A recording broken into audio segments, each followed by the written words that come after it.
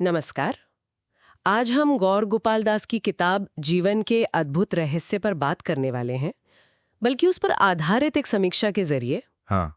तो इस समीक्षा से हम ये समझने की कोशिश करेंगे कि जीवन में संतुलन और सार्थकता पाने के लिए किताब कौन से मुख्य सिद्धांत बताती है। और मजे की बात ये, जैसा समीक्षा में लिखा है कि लेखक ने इसे कहानी की तरह बताया है। वो अपने दोस्त हैरी से मिलते हैं। हाँ, हैरी जो मतलब कामयाब तो बहुत है, पर अंदर से कहीं ना कहीं उलझा हुआ सा महसूस करता है। बिल्कुल। और फिर उन्हीं की बातचीत से ये सारे सिद्धांत निकलते हैं। जी। और समीक्षा कहती है कि ये कहानी वाला तरीका जो है वो मुश्किल विचारों को भी काफी आसान मतलब सुलभ बना देता है। तो फिर देखें जरा कि समीक्षा के हिसाब से किताब के मुख्य सबक क्या हैं, कौन से बातें जो खास हैं। बिल्कुल। तो समीक्षा में 5 मुख्य बातें बताई गई हैं। पहला है आभार, मतलब जो हमारे पास है उसके लिए शुक्रगुजार होना। हाँ, आभार।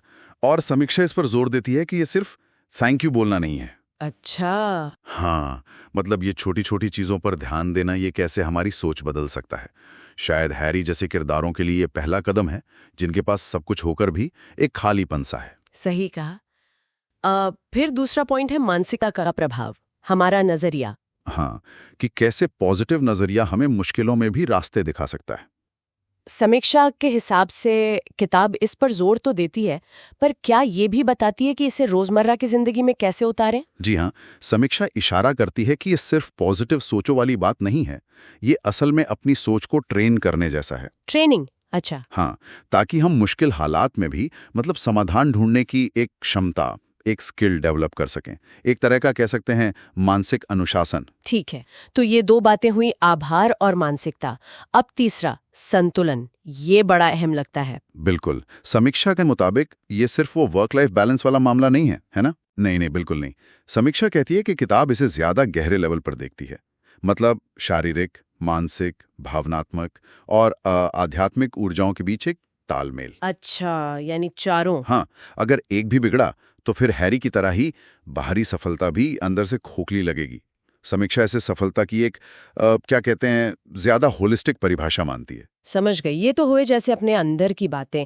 पर चौथा सिद्धांत थोड़ा बाहर की तरफ देखता है, स्वार्थ से परे सोचना। जी, दूसरों की मदद करना, सेवा भाव। समीक्षा कहती है इससे सच्ची खुशी मिलती है। क्या इसमें कुछ खास है जो समीक्षा बताती है? समीक्षा के अनुसार खास बात यह है कि किताब इसे सिर्फ चैरिटी या दान की तरह नहीं देखती। तो फिर कैसे? ये समझाती है कि कैसे सेवा करने से हमारे अपने जीवन में एक उद्देश्य आता है, एक संतोष मिलता है। ये मतलब दोनों तरफ फायदा है। हम दूसरों की मदद करते हैं और हमें अंदरूनी शांति मिलती है। शायद हैरी वाले खालीपन का जवाब यहीं कहीं है। दिलचस्प है। और फिर 5वां और आखिरी सिद्धांत है आध्यात्मिकता। हाँ, आध्यात्मिकता, ध्यान और आत्मनिरीक्षण। समीक्षा कहती है इससे जीवन का उद्देश्य समझने में मदद मिलती है। पर क्या समीक्षा ये बताती है कि ये किसी खास धर्म से जुड़ा है? नहीं नहीं, समीक्षा साफ करती है कि किताब इसे धर्म से परे देखती है, एक यूनिवर्सल अनुभव की तरह। यूनिवर्सल मतलब अपने अंदर झांकना, अपनी वैल्यूज को समझना और किसी बड़ी चीज से जुड़ाव महसूस करना। ये एक निजी खोज है जो किसी भी धर्म का हो या ना हो कर सकता है।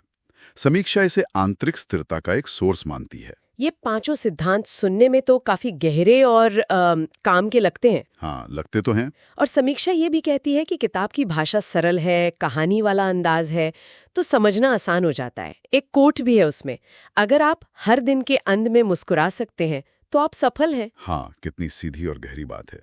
ये सरलता ही इसकी ताकत है शायद।